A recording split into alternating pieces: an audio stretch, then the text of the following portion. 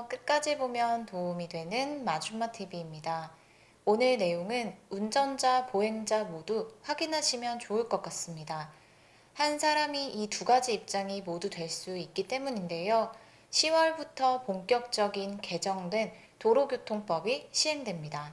또한 그동안 우회전할 때 눈치 보고 당황하신 적 있으시죠? 이것 안 해도 됩니다. 그냥 가세요. 잘못된 정보를 습득한 경우가 많은데요. 오늘 영상을 통해서 관련 내용 꼭 확인해 보세요. 그럼 오늘도 끝까지 봐주세요. 경찰청에서 발표한 통계에 따르면 개정된 도로교통법이 시행된 이후로 우회전 교통사고가 전년 대비 51.3% 줄어들었다고 합니다. 사망자도 61.1% 감소했습니다.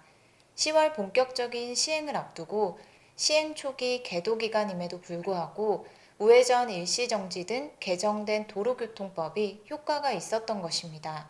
현재는 계도 기간인데요. 3개월의 계도 기간이 끝난 이후 10월 12일부터는 보행자 보호 의무를 강화한 개정된 도로교통법에 따라 단속을 강화합니다. 단속 대상에 해당하지 않기 위해서 기본적으로 이해하고 있어야 할 것들이 있습니다. 바로 일시정지와 서행이 무엇인지인데요.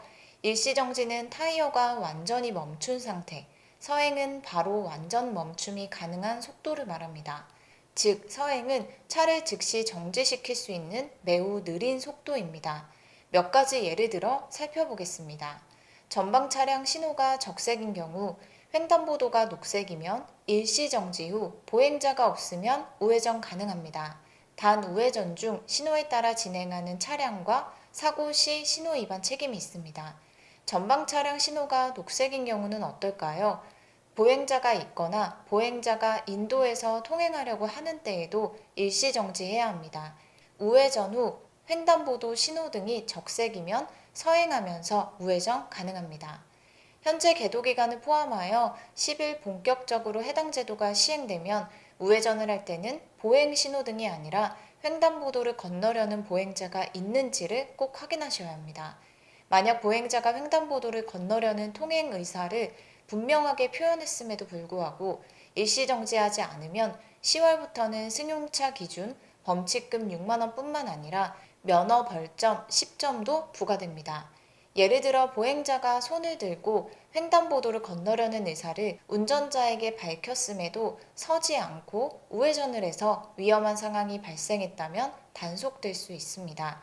즉, 보행자가 통행 의사를 외부로 운전자에게 명확하게 표현을 했는지와 구체적인 어떤 위험한 상황이 발생했는지가 단속 기준이 될 것이라고 합니다. 우회전 시 횡단보도에 보행자가 있을 경우, 통행 의사를 밝힌 보행자가 있을 경우에는 반드시 운전자는 일시정지해야 합니다.